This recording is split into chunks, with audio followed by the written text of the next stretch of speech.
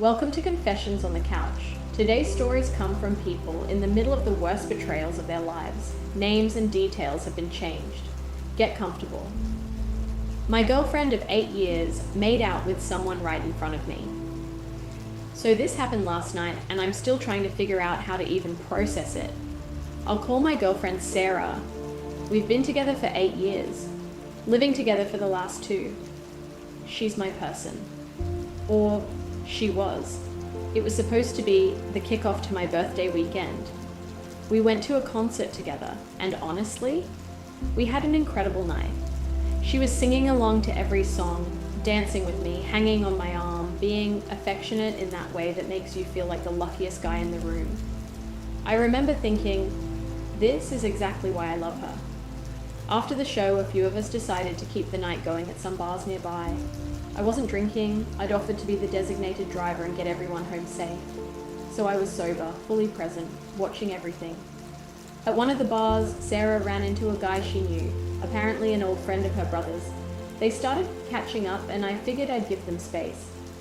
I wandered over to talk to one of my buddies a few feet away, and then my friend tapped me on the shoulder. He didn't say anything at first. He just looked at me and then nodded behind me, turn around. I turned around. My girlfriend of 8 years was making out with this guy, not flirting, not hugging, making out, tongues, hands, the whole thing. 2 feet away from me. I want to be clear. She was drunk. Not falling down drunk, but drunk. And I'm not saying that as an excuse, because there is no excuse. I just want you to have the full picture. She knew I was right there. She had to have known. I didn't say anything. I didn't yell. I didn't confront the guy. I just left. I was almost back at our apartment when my buddy texted me to say he'd left the bar too. He didn't want to stay after what he just saw. But here's the thing, I couldn't leave her there, not with that guy, not after that. Whatever she had done, I wasn't going to let something even worse happen to her. So I turned around and went back to pick her up. She got home safe. She wanted to talk that night. I didn't hold back.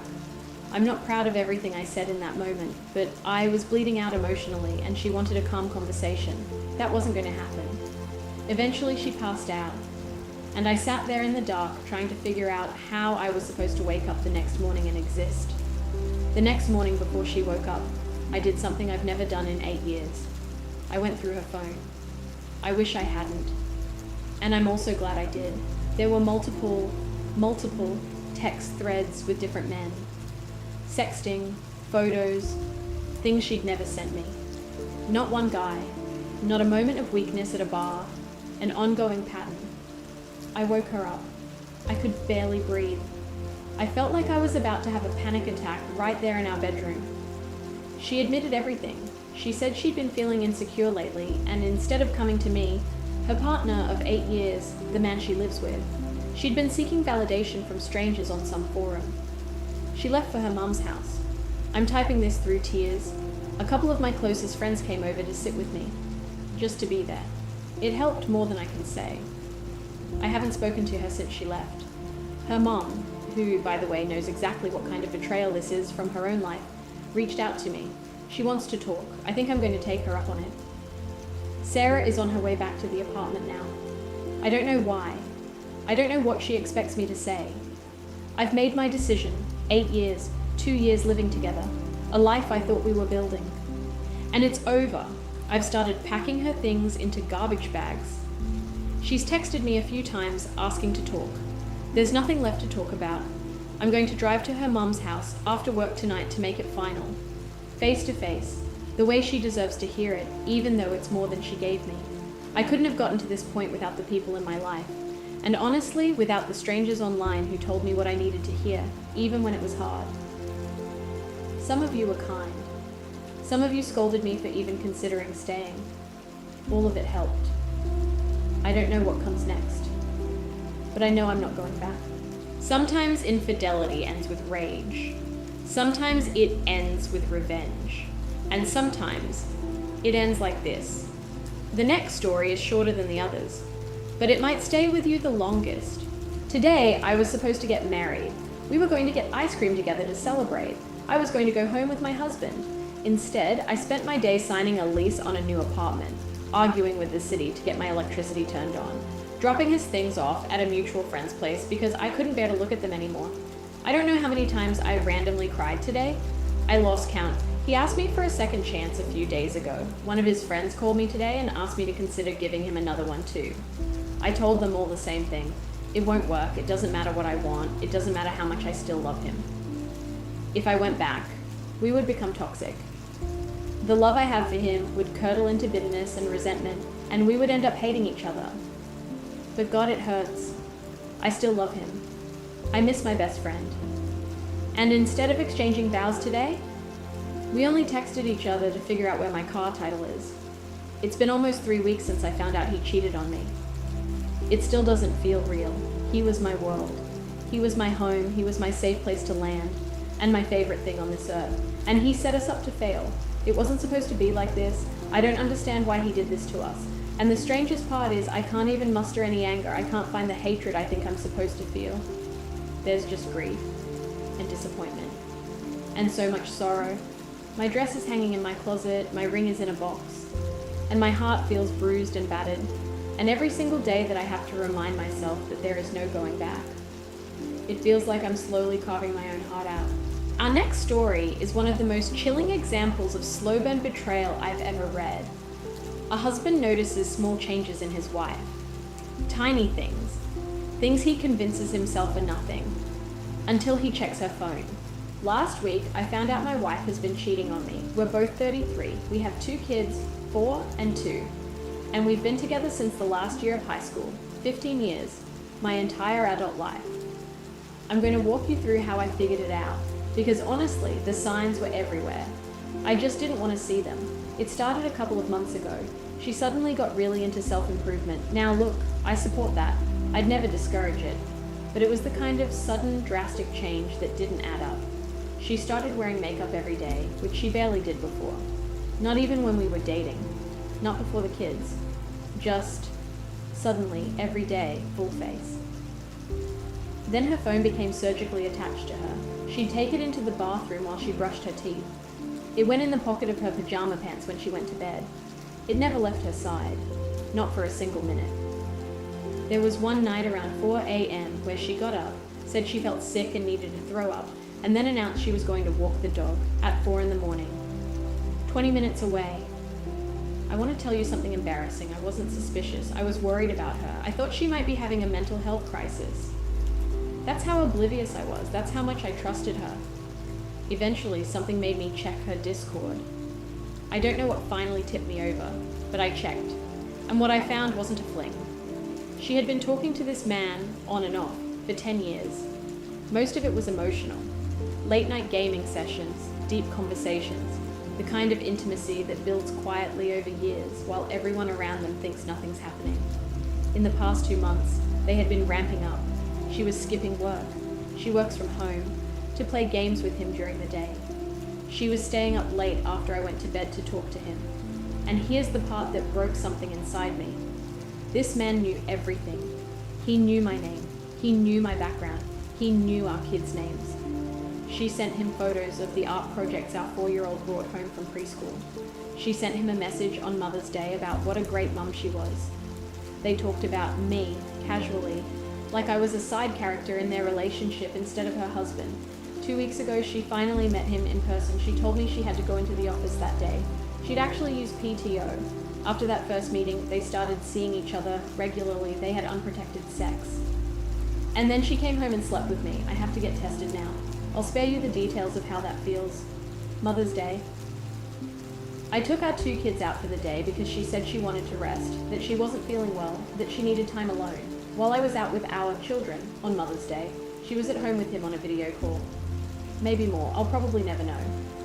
I finally confronted her. She showed no remorse. None. Her exact response was, okay, what do you want to do? Not, I'm sorry, not, I can explain, not even a flinch.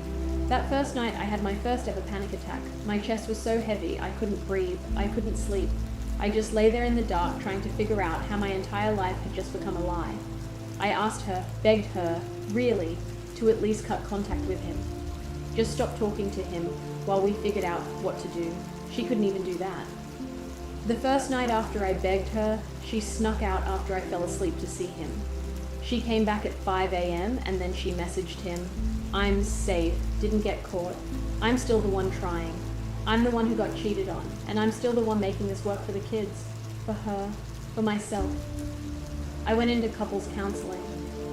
I asked her if she could go all in on saving this, wholeheartedly, whatever it took.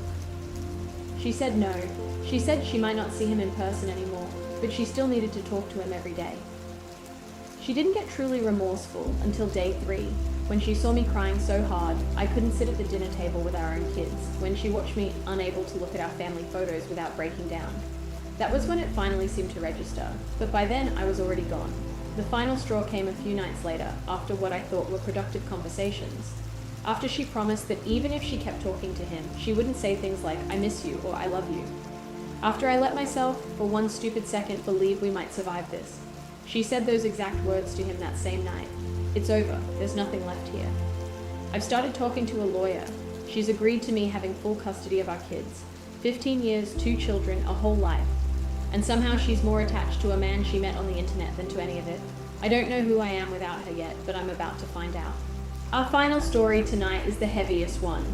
It involves a miscarriage. If that's too much for you, this is your warning. I've been married for just over a year. We dated for 2 years before that. No kids, which, you'll see, becomes part of this story in the worst possible way. I'll call her Anna, 33, same age as me. Before I get into what I found out, I need to give you the context because it matters. Anna and I separated early in our relationship. She became physically abusive. That's not something I say lightly, but it's the truth.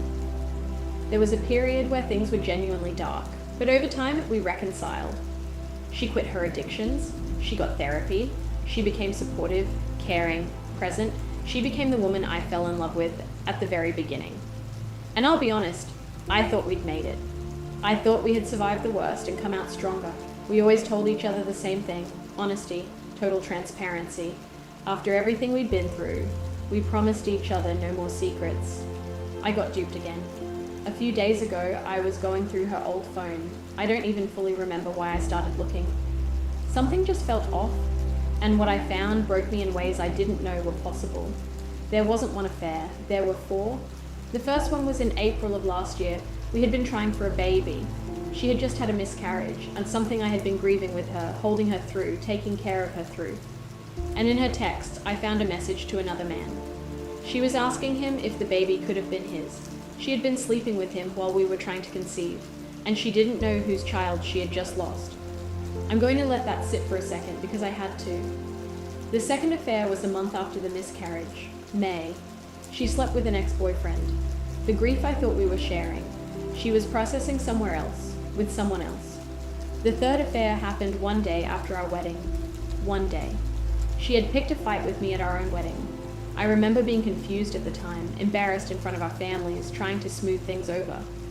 I now know why she picked that fight. She used it as a reason to storm off, and she slept with her ex the next day. I didn't know any of this when I filed for divorce a few months later.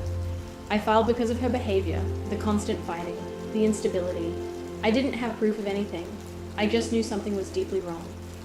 We separated, and then in September we came back together. I wanted to try one more time. I thought maybe whatever had been broken in her could finally heal. That's when the 4th one started. There was a guy she introduced to me as her cousin. We hung out together, the 3 of us. I talked to this man, I shared meals with this man, I considered him family. He was not her cousin. She had been sleeping with him for 3 months while I sat across the table from him. I finally confronted her this month. I expected the fighting, the gaslighting, the denial. That's what she's always done, but this time she didn't, she just broke. She admitted everything, she cried, she apologized. And for the first time in our entire relationship, I think she was actually remorseful. But the damage is done. My mind is broken. I did everything for this woman. I was there for her through her addictions, through her abuse of me, through every family crisis. I bailed her out of jail when she was arrested for domestic violence. I never wavered. I kept the faith.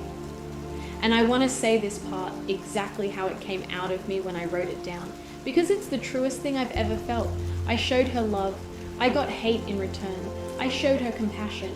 I got the cold shoulder. I showed her gratitude. I got contempt. I showed her love. I got infidelity instead. I can't stop crying. I can't stop hurting. I have zero hope right now.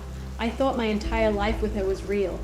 And it turns out it was a lie. People say it'll heal. I don't see how. People say I'll move on. I don't know what that even looks like.